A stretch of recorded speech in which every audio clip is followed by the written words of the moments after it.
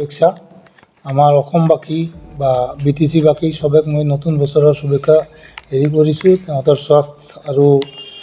স্বাস্থ্যৰ ভাল কামনা কৰিলোঁ এই বছৰত। তো আজি এই প্ৰেছ মিটটো মই মাতিলোঁ কিবা মানে মই বহুত বছৰ আগৰ ঘটনা এইটো, কিন্তু আজিলৈকে আমি একটা জাষ্টিছ পোৱা নাই। এই ঘটনাটো হ'ল আজি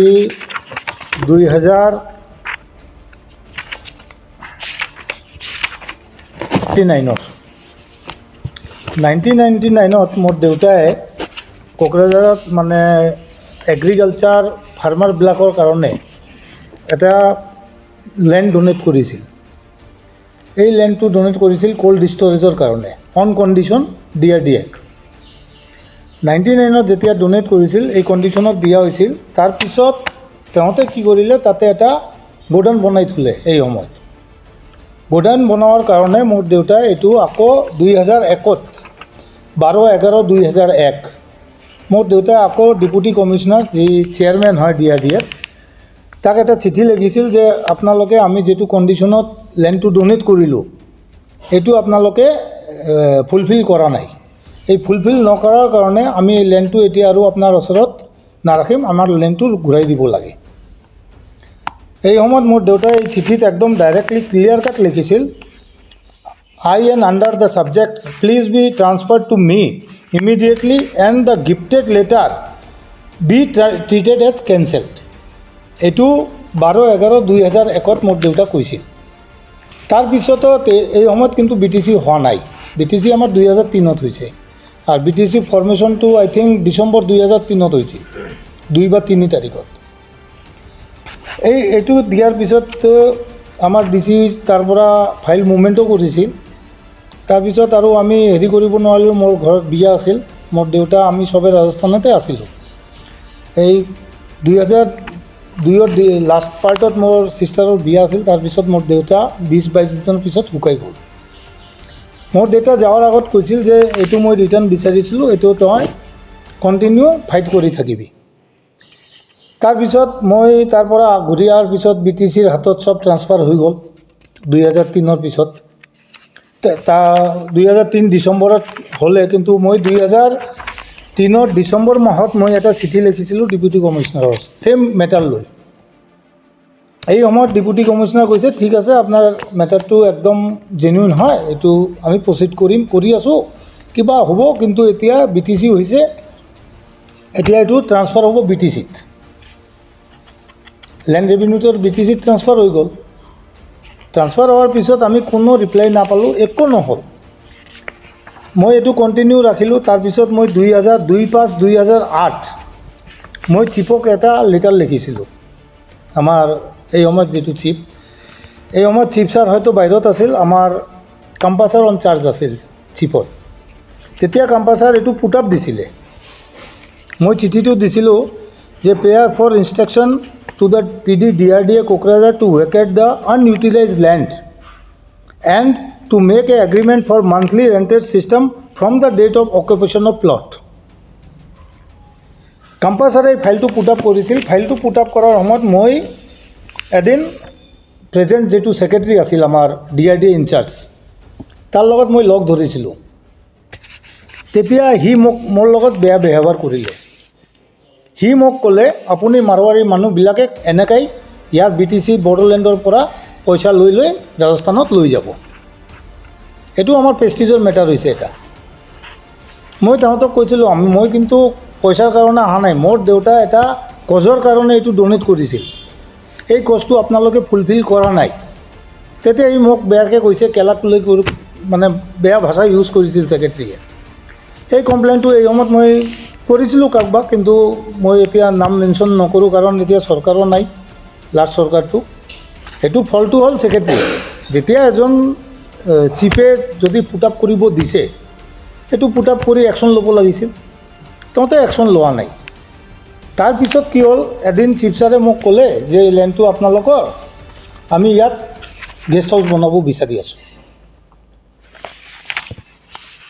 তেতিয়া মই ক'লোঁ ছাৰ এইটো গেষ্ট হাউচ লোৱাৰ আগত আপুনি এটলিষ্ট কাগজবিলাক চাই লওক, কাগজ অ'কে আছে না নাই, কাৰণ কাগজ নহ'লে আপুনি ইয়াত বনাব নোৱাৰিব, প্লাছ আমাৰ NOC টো লাগিব। মোৰ মা মোৰ দেউতাৰ লিগেল আৰু মই আৰু মোৰ মা হয়।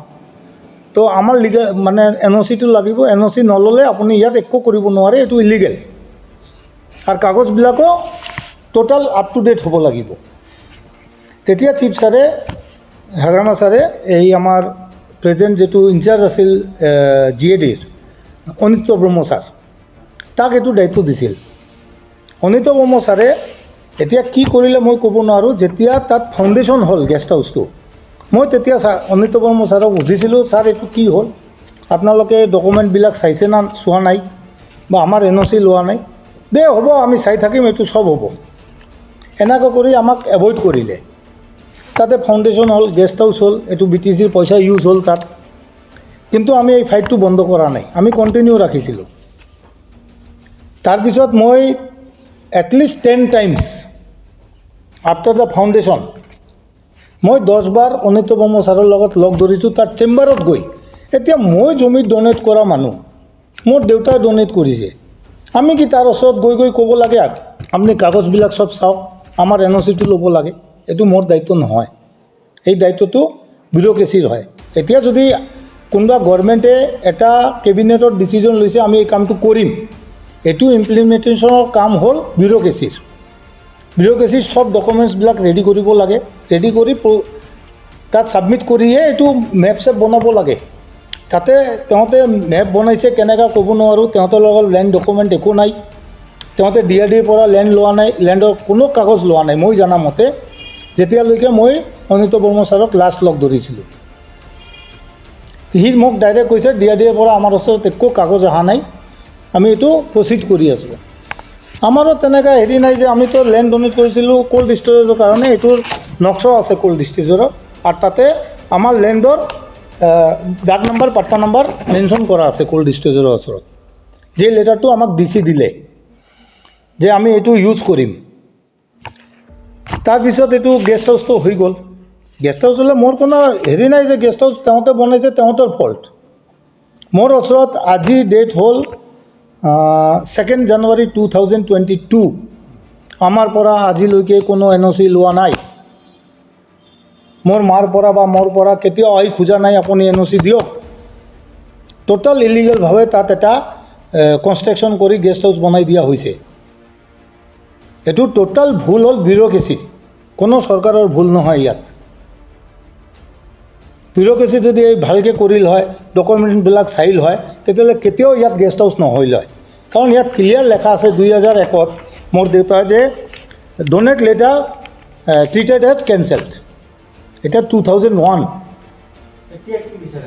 আমি লেণ্ড ৰিটাৰ্ণ বিচাৰিছোঁ। আমি আকৌ মই এটা লেটাৰ দিছোঁ 22/12/2021-ত principal secretary and deputy commissioner Kokrajhar, দুইজনকে লেটাৰ দিছোঁ, তেওঁতে ৰিচিভ কৰিছে।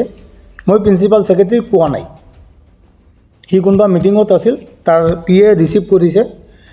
DC মেমক মই নিজে পাইছোঁ, মেমক মই দিছোঁ, মেমে চব চাইছে, কৈছে ঠিক আছে মই এই মেটাৰটো চাম।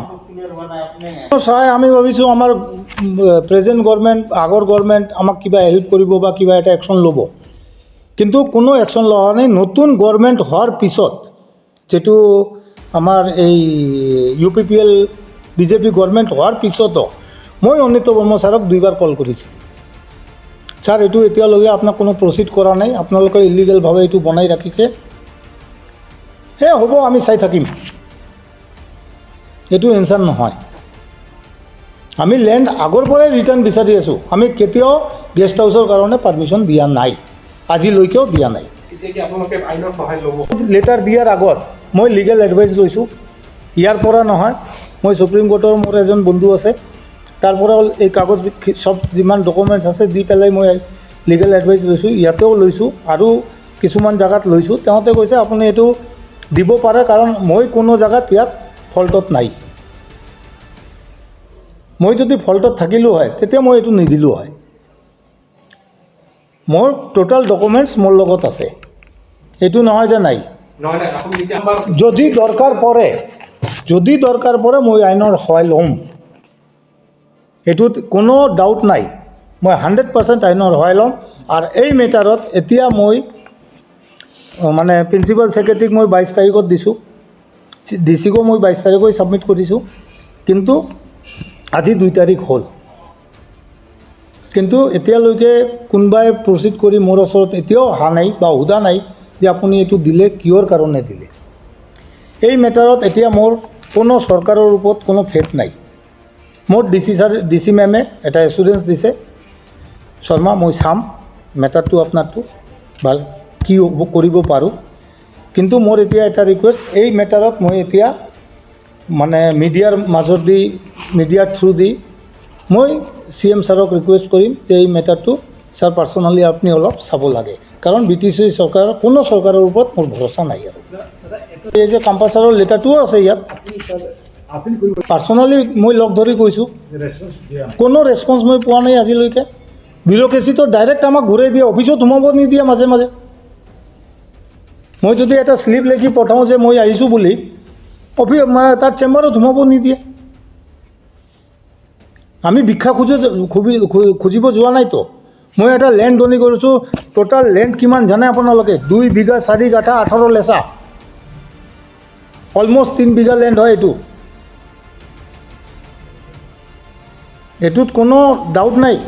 এইটো যদি আপোনালোকৰ যদি কিবা ডাউট থাকে আপুনি কুৱেশ্যন কৰিব পাৰে, মই চব কয়টা কুৱেশ্যনৰ ৰিপ্লাই দিম ইয়াত। আৰু এইটো মই একদম এতিয়া কৈছোঁ, মই এতিয়া কোনো কাৰো ওপৰত বিশ্বাস নাই। মই কোনো গভৰ্ণমেণ্টক মানে এতিয়া কোন চৰকাৰ আহিছে, আগত কোন চৰকাৰ আছে, ফলটো চৰকাৰৰ নহয়, ফলটো বিউৰ'ক্ৰেচিৰ হয়। বিউৰ'ক্ৰেচি যদি সব ডকুমেণ্ট চাইল হয়, ইয়াত আজি গেষ্ট হাউচ নহ'ল হয়। বিউৰ'ক্ৰেচি আমাক ললিপপো দিছিল মাজতে, মোৰ ফোন কৰি কৈছে আপোনালোকে এটা লেটাৰ দিয়ক, আপোনাৰ দেউতাৰ নামত দিম, কিন্তু আজিলৈকে আপুনি মই মিডিয়াৰ থ্ৰুত প্ৰত্যেকটা পাব্লিককো সুধিম, আপোনালোককো সুধিম, আপোনালোকে জানে এই লেণ্ডটো আমি ডনেট দিছোঁ বুলি? আজিলৈকে কোনেও নাজানে। ক'ত লেখাইছে? মইতো মোৰ নাই না, এইটো লেখালেতো লাভ নাই না। তেওঁলোকৰ লগত লেণ্ডৰ কোনো ডকুমেণ্টছ আছে, আমাৰ NOC আছে, আমাৰ NOCটো আছে না নাই? আমি যদি NOC দিয়া নাই গেষ্ট হাউচৰ কাৰণে, আপুনি লালিপপ দিলেতো নহ'ব না। আমি লালিপপ বিচৰা নাইতো। ইয়াৰ থ্ৰুতে CM ছাৰকো মানে হেৰি কৰিছোঁ যে CM ছাৰ, CMৰ ওপৰত মোৰ পূৰা ফেথ আছে, CM ছাৰ আমাক এইটোত জাষ্টিছ দিব, ঘূৰাই লাগে। আমি কোনো তাৰ বিনিময় একো পইচা খোজা নাই আৰু নাখুজিম। BTR हालाम लाइमोनफोरनि थाखाय मोनसे गोजोनथाव खौरां लानानै फैदों। ट्रान्सफर्म रुरल इन्डिया फाउन्डेसन NGOनि गेजेरजों BTR डेभेलपमेन्ट फेल'शिपआ मोनसे BTRआव बेकार जेंनाखौ सुस्रांनो फेल'शिप प्रग्रामनि थाखाय अनलाइन सोलिगासिनो दं। BTR गभ एडमिनिस्ट्रेसनजों लोगोसे खामानि मावफानो मोननाया गोसो गुदुं लाइमोनफोर आरो गोरों गोरा मानसिफोरनि थाखाय बेसेन गोसा सुबिदा। लोगोसेनो बेयो मोनसे BTRनि सिङाव थानाय सुबुंफोरनि समाजनि जेंनाफोरखौ सुस्रांनायनि मोनसे मोजां लामा। ब्लक लेभेलाव खामानि मावनाय, ओनसोलखौ जौगाहोनाय बिथिं एबा आयदाफोर जेरै एग्रिकालचार आरो sericulture livelihood, education, skill development, employability, entrepreneurship, फिसा आरो गिदिर कारखानाफोर, health and nutrition, drinking water and sanitation, बोथोर सोलायनायनि सायाव नोजोर होनाय बायदि बायदि। बे फेल'शिप प्रग्रामा 3 बोसोरनि आरो बे प्रग्रामखौ लाग्रानो दान मोनसेयाव 20,000 दान बान्थाबो होनाय जागोन। नोंथांमोनहा बे प्रग्रामाव बाहागो लाफैनो हागोन आरो BTRनि जौगाखांनायाव गावनिबो आखाइ होफानो हागोन। बे हाबाफारिनि थाखाय नोंथांमोनहा फैगौ 10 जानुवारि 2022 खालारसिम वेबसाइटनि गेजेरजों अनलाइन एप्लाइ खालामनो हागोन। अनलाइन खालामनो थाखाय गोसो गुदुं नोंथांमोना गाहायाव होनाय वेबसाइटआव अनलाइन खालामनो हागोन।